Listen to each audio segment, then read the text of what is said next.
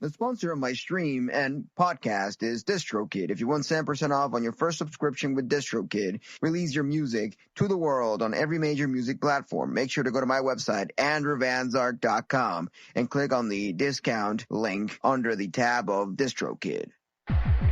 Attention Sarkarians, embark on a cosmic journey at www.andrewvanzark.com, saving by clicking on our affiliate tab.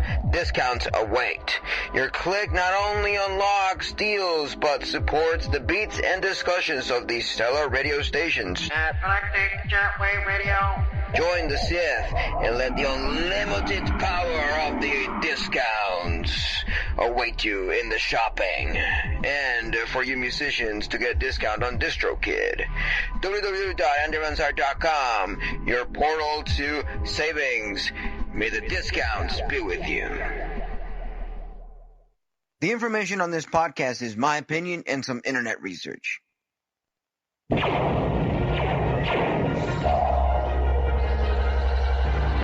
Star Wars, the galaxy's most popular movie, is great family entertainment. Huh? Aren't we listening to Galactic ChatWave Radio? What is this whistling? I'm confused. Hosted by Andrew Van Zark. Now you're listening with power. Thank you. Now we can start listening to the show. I was so confused. May the Force be with you.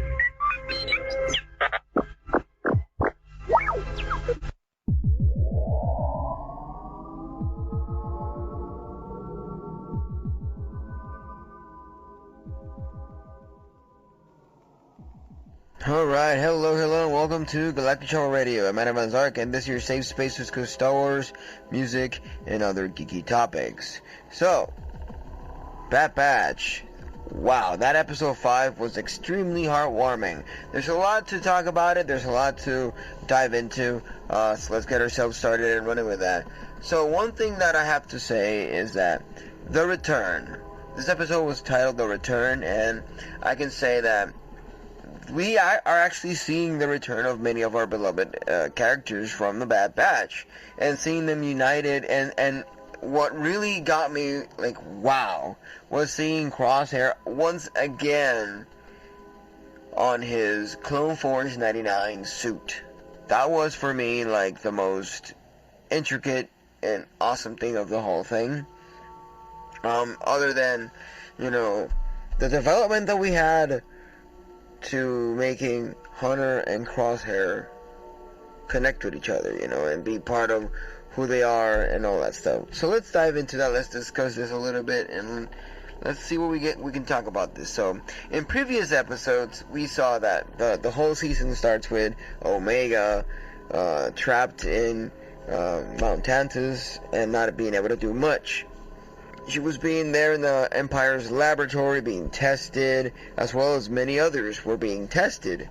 So the thing is that I think that if we put it in a different perspective, you know, in a different way, this whole show has been all about people regaining their trust. That's all. That's everything that this has all been about.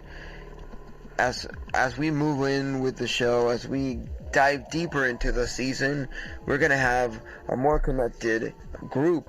I still don't know if, like, there's rumors that probably Tech survived the fall, and there's lots of people going around saying that there's a possibility we might see Tech in the future and all that, but I have a hard time believing that. Because that was a big-ass fall. Sure, it's freaking Star Wars.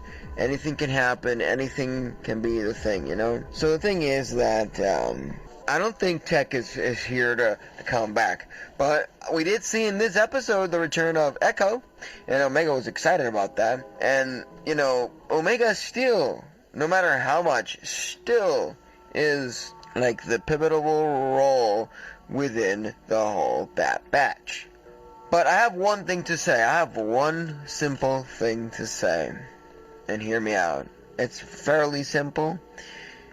And that is the fact that we see Hunter following every step of the way, what Crosshair is about to do, all that kind of stuff, you know, and everything that has to do with where is Crosshair leading to? What is Crosshair's real intentions? What do we have to say about that, you know? And Hunter is like in disbelief that you are not being completely truthful. I disbelieve your words. I disbelieve everything you have to say, and I disbelieve everything. And you know, at the end, they end up trusting each other again. But for a long time, there was, you know, a big possibility that they wouldn't trust each other. And Omega was like, hey, Crosshair, you have to talk to Hunter. You have to talk to Hunter, for sure. But, you know, I think that there's a bit more to that than just, oh, Crosshair betrayed the Empire, and then Hunter saying, hey, you betrayed us. There's something other than that, you know, and I'm still like trying to find out what it is, because ever since the episode started, we've been focusing on Crosshair's hand, and there's something to be discussed and something to be analyzed and something to be taken from that point in time of the hand. So what can we actually analyze from that? Well, what I can analyze from that is fairly simple. Clone Force 99, their deal in the beginning was because they were going to have high M counts, they're going to be like super strong, like basically like super strong humanoids, clones, whatever you want to call them. They were going to be like mega strong. So the thing is, having Crosshair so weak, having Crosshair, you know, not being able to aim correctly, because his whole thing was to be a uberly, perfectly, extremely hardcore sniper shooter, and him not being able to be a well put together sniper rifle shooter, that really puts a little heft on Crosshair. And the camera pointing so much at Crosshair's hand every time he tries to shoot it, and he shakes it up like, this hurts. It really puts a perspective that probably Crosshair is not in his optimal state. Obviously, he was left in the Empire, locked in there. Hunter goes in like, why were you locked in there? Did you betray the Empire just as you betrayed us? And, you know, all that stuff really leads to how is Crosshair at this point in time. You know, his state, in his power, in his physique and everything. And it was interesting to see Crosshair still fit on the suit that he used to use when he was literally a Clone Force 99. A Bad Batch. And, you know, the title, I still don't understand why the Bad Batch, if they're supposedly super strong and they have ultra mega M counts and all that kind of stuff, you know. I don't understand that. But that's gonna be the way it is. That's the way it rolls. So the thing is that I really liked how this episode flew. I really like how everything was pacing. And now they're in like this abandoned Empire base, and I think that could be a nice point where they could literally reside, even though they were followed by a big monster, like Wrecker said. And I was like, what?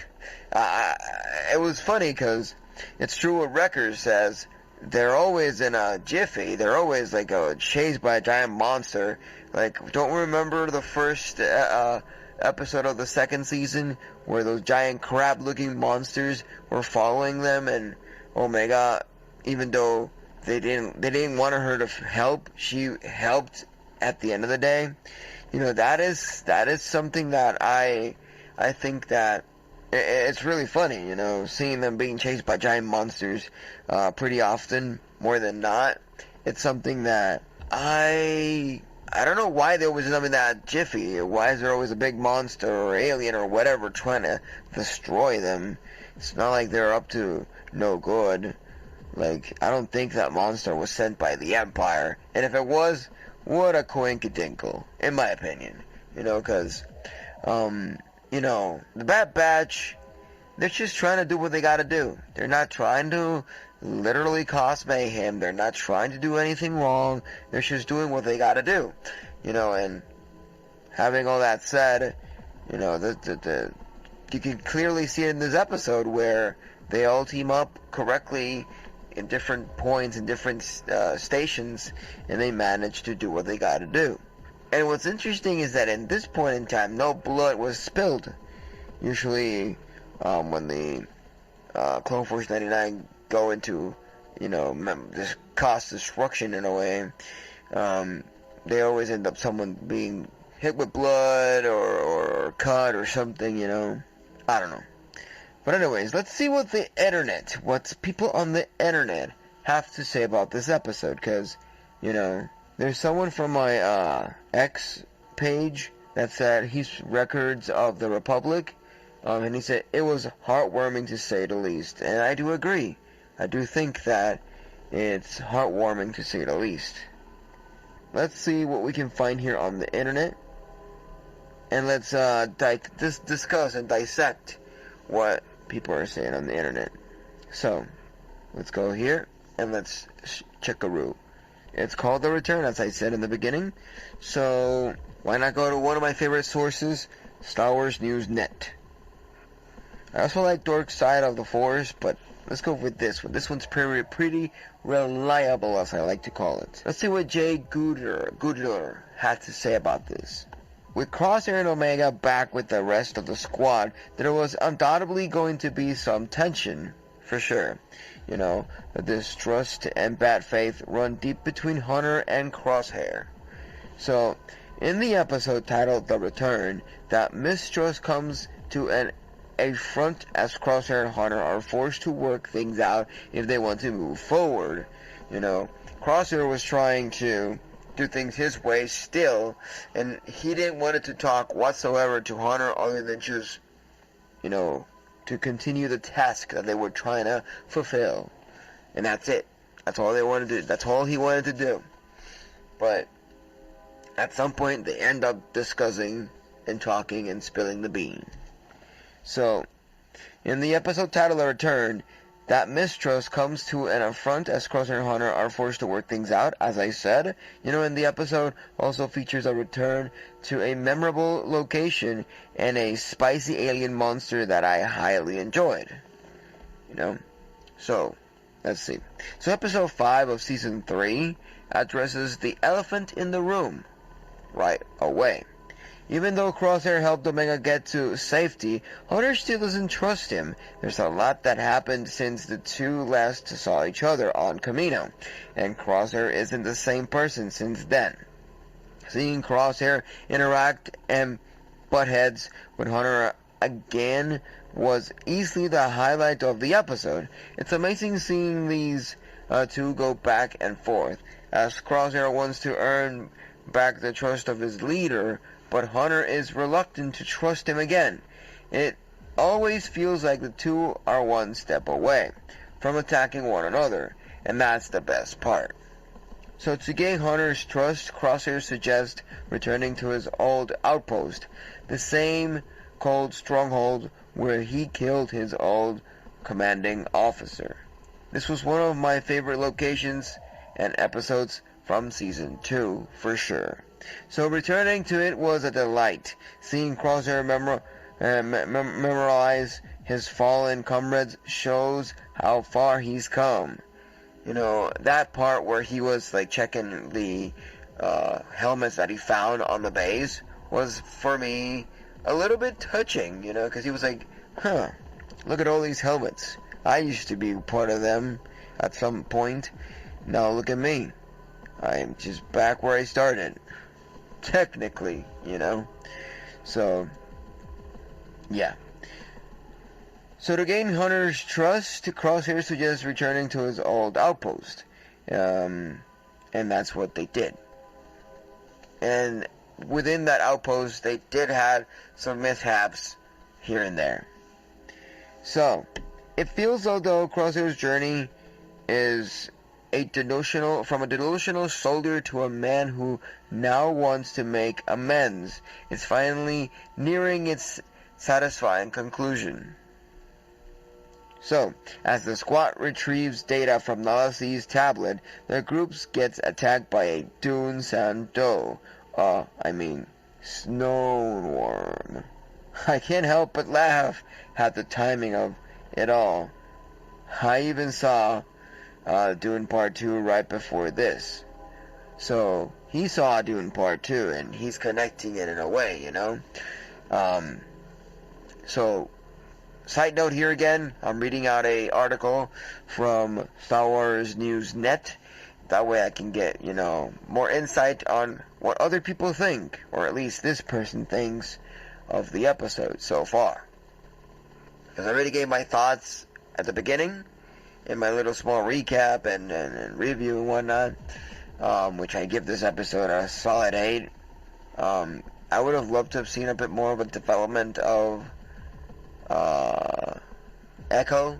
I didn't see much about it, but that's just me.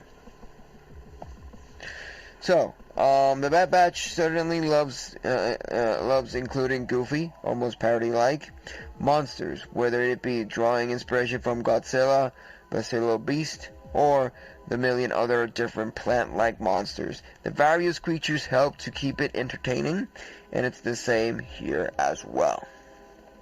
So, there's still a lot more to go in the season. We still haven't seen Asajj Ventress, which is what I'm really expecting to see. We already got some scenes from the trailers already revealed. Fennec Shan and possibly some of the other clones like Rex. And now that Crosshair and Hunter's beef is mostly squashed, I think it's time to bring in one of those heavy hitters to help get the story into its next phase. But for episode 5, I enjoyed it for its heartfelt reconciliatory moments that finally helped tape the squad back together. I think I agree. I agree with the writer here, with Jay Gooddarrow. I think I agree. It was a really heartwarming episode. We did had a little bit of a progression from where we last saw Crosshair, like going down the space shuttle, and what he did when they went back to the abandoned Empire base, and seeing how he reminisced when he saw the helmets, and he's technically a changed man. He's not the same, Crosshair is not the same at all. Like, we all think Crosshair still has this little sense of, I hate you, I'm a betrayer, and I do things my way and all that stuff.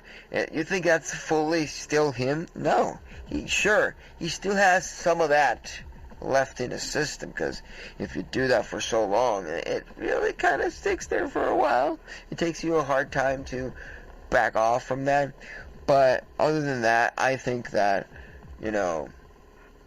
Crosshair's development from the point where we left him till now, it's amazing. It has grown a lot.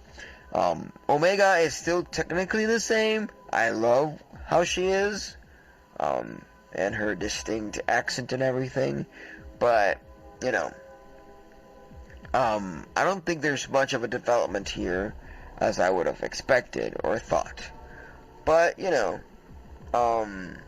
we still have the other half of the finale season to unveil every Wednesday on Disney Plus. So if you haven't watched it, go ahead and go watch it. It's only been 5 episodes. You can watch that in a jiffy. They're only 24 minutes per episode, so no need to worry about that. But anyways, like I said, I like how the characters are developing. I still need to see a little bit more about Echo and what was Echo actually up to when he left and he came back, That would be amazing, That would be amazing to know. But anyways, those were my thoughts, my review and my recap of, Star Wars The Bad Batch, Episode 5, The Return. Like I said, it was a heartwarming moment. So, thank you for listening, thank you for being here, thank you for being awesome. I'm Zark, and this is your safe space with Go Star Wars, music, and other geeky topics. Don't forget to download the app for Galactic ChatWave Radio, or listen on Spotify and Apple Podcasts. And then also you can stream my music on every major music platform. I have a song that I'm working on so far. It's, you guessed it, another acid techno, because I got something really awesome running. And I'm trying to like fix it here and there, and once it's completely done, I'll release my new single. I haven't released an actual full single in a while. What I've been up to is just random short TikTok videos with my instruments. That's what I've been doing lately, because the radio thing has been going well, has been going swell, so I've been doing that. And the music stuff, I wanted to go back to my roots with the music, and my roots were performing.